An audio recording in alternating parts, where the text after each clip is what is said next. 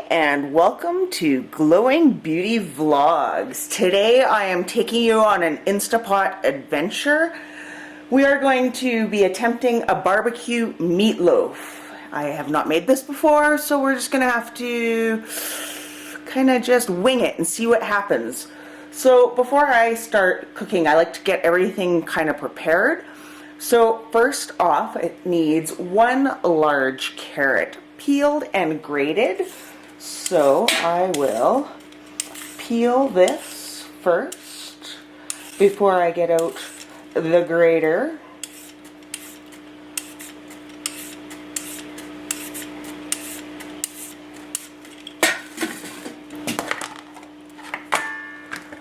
Now hopefully this grater, where's my view here? Hopefully this grater will work for this. One thing before I go any further, my husband taught me this. When you're using a knife like this, you don't hold a knife like this or like you're gonna hack anything. If you hold it more like this, it gives you a lot more control with your knife. Also, don't be holding things like this where you're going to cut your finger off. Curl your fingers back all the time. Just a helpful little hint that took me a long time to learn from my hubby. That would have been the alarm that my husband, it's time to go to jiu-jitsu. So I'm just going to attempt to do this without killing my fingers. But let's be real, this is probably why I don't have long fingernails on every single finger.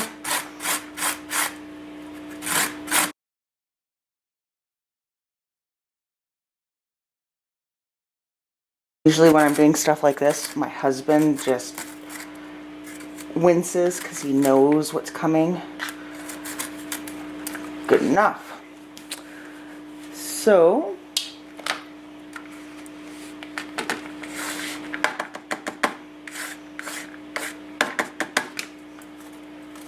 not sponsored, by the way, if you're seeing marketing companies. Now the next very important lesson I am going to show you, and this has been a godsend, again, my husband taught me this, but it's the correct way to actually slice and dice an onion. So you can start by taking off any of the skin if it wants to come off easily. It always seems like it will, and then it doesn't. I'm not going to fight with it too much. So with your handy dandy knife, holding it the correct way, what you're going to do is slice the onion in half, going through the root.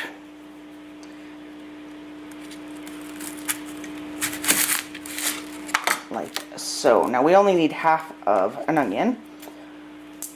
So now you can cut off, not the root, this part here,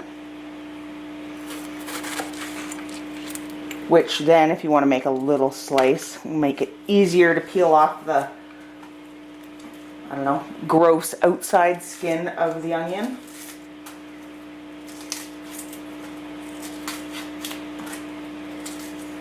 So now here comes the important part. So you have your onion, like so. Now, holding your knife, what you're going to want to do is cut through the onion, but don't cut right to the root, part of the way through. And you're going to just work your way through the onion like so. Now don't cut all the way to the root. And you're just kind of angling your knife every so often just to kind of keep it consistent. Now, what you're going to want to do, hold like you're supposed to, fingers in. Now when you cut across, you've got nice diced, evenly sized onion bits. So this takes a lot of the work, the fuss and the muss, out of getting onions ready to cook with. That has been one of the best tips my husband has ever taught me in the kitchen. So one very important part to cooking, I find anyway, is to read the recipe all the way through to the end. I myself am very famous for not doing that and then having an uh-oh moment. So the first step is having you combine all the ingredients, and it lists the one egg, adding it last, but it has to be a beaten egg. So why would you not just do that first? Now the reason I just put gloves on is because I'll be handling raw meat, and I have long fingernails, and for some reason I can gut a deer, but I don't like touching raw hamburger. I don't know, it's a thing. So I will just beat that egg a little bit. I'm sure it doesn't have to be super well beaten. Then it says to add the hamburger pork mixture. So I will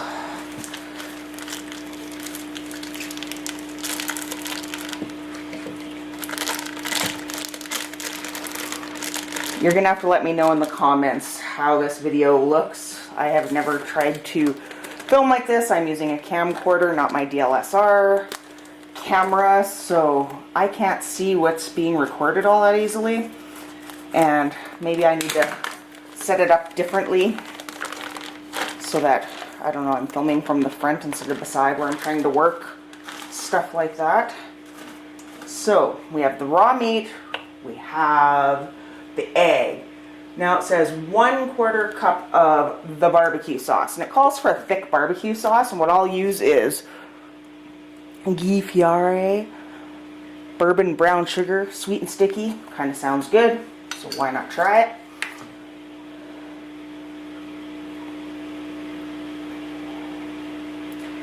So we'll add 1/4 cup of that in there. I forgot one of my most handy tools. These are for decorating cakes, but I find because they're kind of that, I don't know, I can't think of the word right now, I just had it. Anyway, they got a little bit of give to them, so it's nice to be able to get all the ingredients out of the corners of measuring cups and whatnot. Silicone spatulas, they're the same, they work great. Okay, now it calls for 6 tablespoons of dry Italian breadcrumbs. So I'm going to use these 6 tablespoons. 1, 2, 3, 4, 5, 6. 6 tablespoons. And it says to add in the carrot and onion.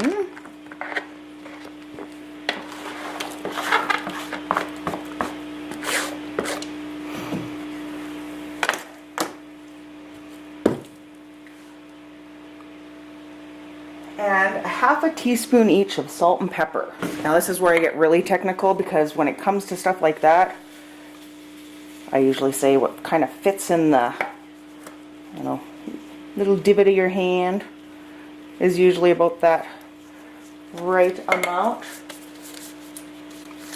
Okay, so I'm supposed to mix this all together. Now I should give the disclaimer, I am not a meatloaf fan.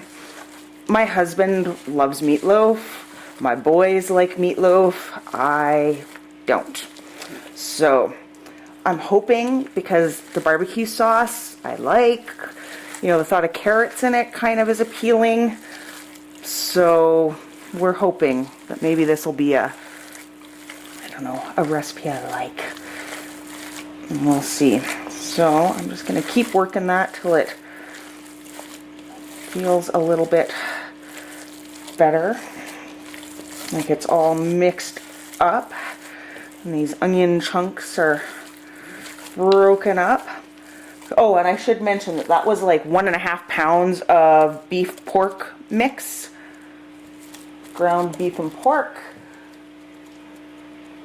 So now it's where this gets tricky because we're going to go into the Instapot next. So I will peel off one glove so that I can touch my camera.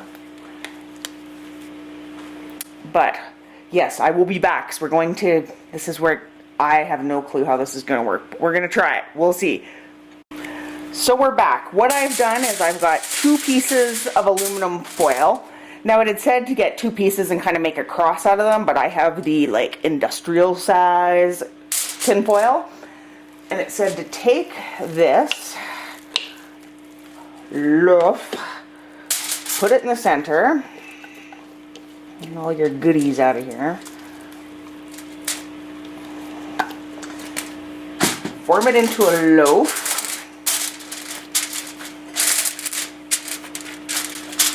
Might be a sad looking loaf. 7 inches long. Now, okay, this might be a little off color perhaps, but so if 8 inches is this long, 7 inches would be, I don't know if I can make a loaf that little. Anyway, bad taste.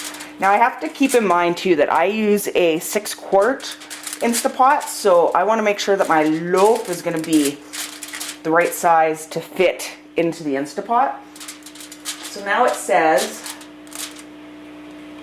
use the side of my hand to create a 1/2 inch deep trench in the center of the loaf. So I guess a little karate chop action. Like so.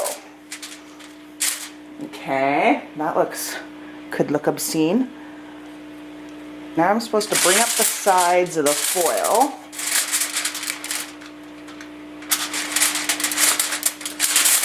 And fold this into like a little pan.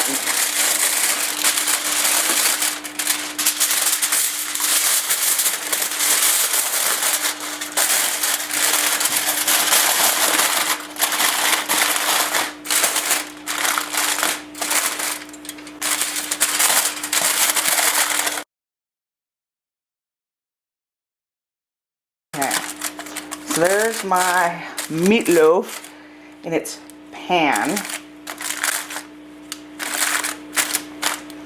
So now I have to pour 1.5 cups of water into the bottom of my Instapot. So here we go for 1.5 cups of water in the bottom of my Instapot. Let's move y'all over so you can see the Instapot. Whoa. Also, new tripod, but if you watch my main channel, you'll know that. And then, funny story, my husband came home from course today and he'd picked me up a tripod. Isn't that the sweetest thing? And then I felt like such a bad wife by being like, I bought one today. Okay, so anyway, place the meatloaf in the foil pan on the trivet. So this little doodaddy here, that's your trivet. Lower. Alright, I'm supposed to somehow fit this into there. Wish me luck, y'all. Oh, hey, it did kind of fit. Nice. Okay. Now I pour the remaining barbecue sauce over the top of the meatloaf. So that's another 1/2 cup onto the top and into the crevasse that we created with our karate chop and hands.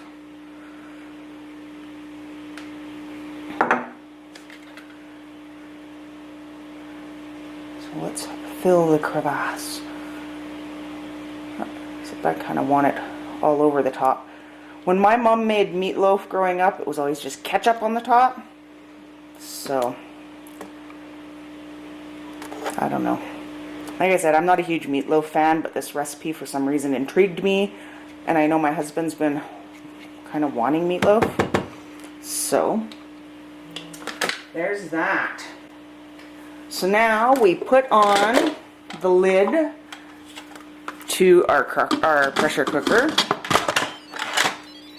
And it brings you that loop. And I'll bring you down so you can see this. Now make sure it's sealed, make sure you're set at the top here so that you're not venting. And we're going to press our pressure cook option to high pressure, so make sure it's on the high side here, for 25 minutes. It's one thing I don't like about my Instapot is every button beeps, and I hate noises and sounds. So we are done now until the 25 minutes of pressure is done, and we'll come back and check then. Okay, so the pressure cooking part is done. It has been now, I don't know, warming, I guess, for 10 minutes. So now I'm just going to take you up here a little bit to show you the safe, or maybe not safe, way that I do a release on my Instapot. Now, depending on what you're cooking, if it's a fluid, you're not going to want to do this. This is not advised. You will have soup or whatever come flying all out, and that's just no fun for anyone. So, first thing to note is steam comes out of here. Steam can burn. Be very careful. So I always use a fork or a spatula, something, and just kind of give it a... And you can slowly release just by leaving that now for a bit. And you see my little thing went down already. Yay! So now we get to check it out. The reveal. Are we ready? 1, 2, 3. Oh, it looks, I don't know, like meatloaf, I guess. I'm not a meatloaf fan. Now, just because I'm always paranoid about food being cooked, I am not going to believe, just because it pressure cooked that long, that it is safe. So I am going to go into my handy dandy little meat thermometer.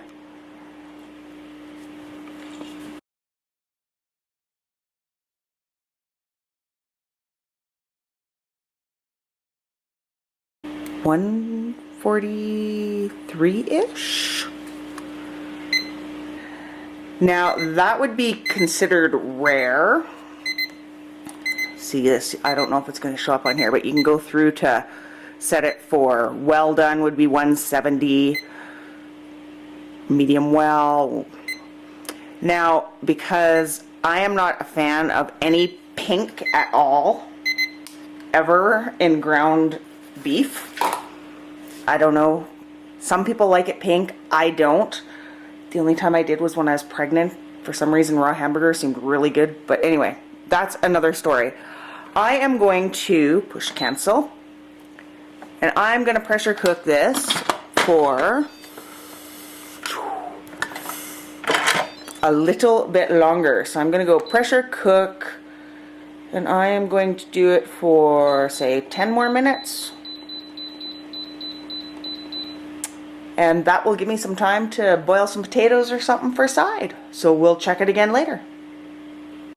So let's give this a checky poo again. So I let it go for another 10 minutes.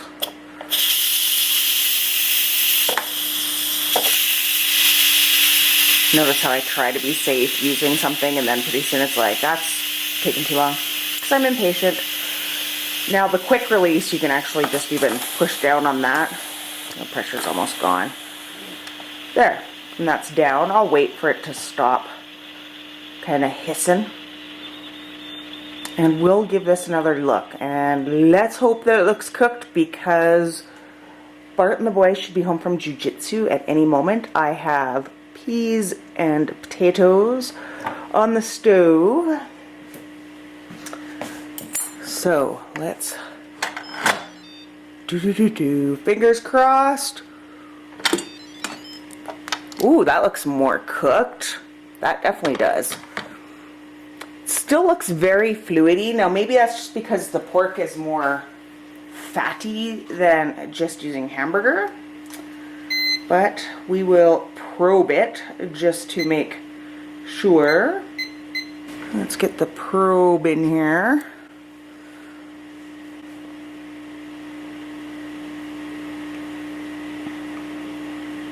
So it's definitely more cooked than it was before, so that is good. I would still like it more probably, but if it gets to 160, I think we'll be good. That's going to stop at 150. Oh!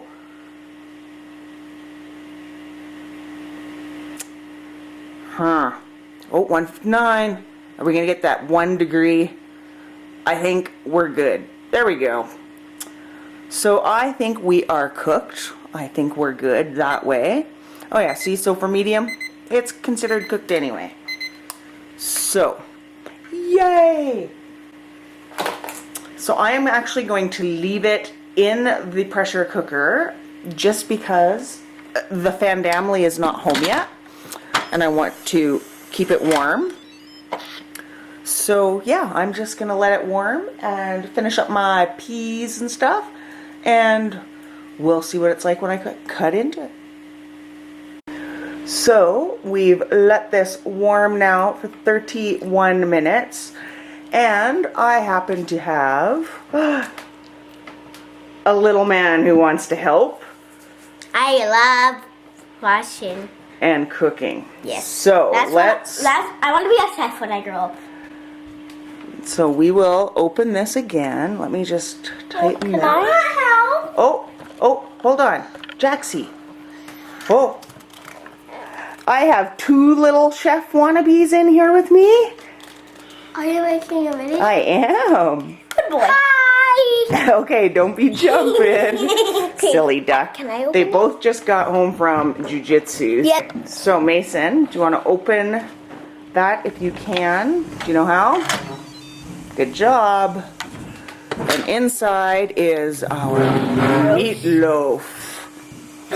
Oh, last time when I made meatloaf, I was helping my. Oh, just wait. I was making with my dad, and I was taking the pepper, and it had a pea on it for pepper, and the pepper sin is weak.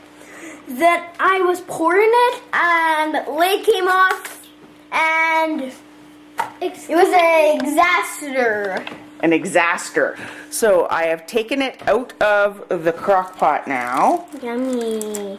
I got that up. It looks so yummy. So in my opinion, that looks too wet for meatloaf. But everybody always complains about dry meatloaf.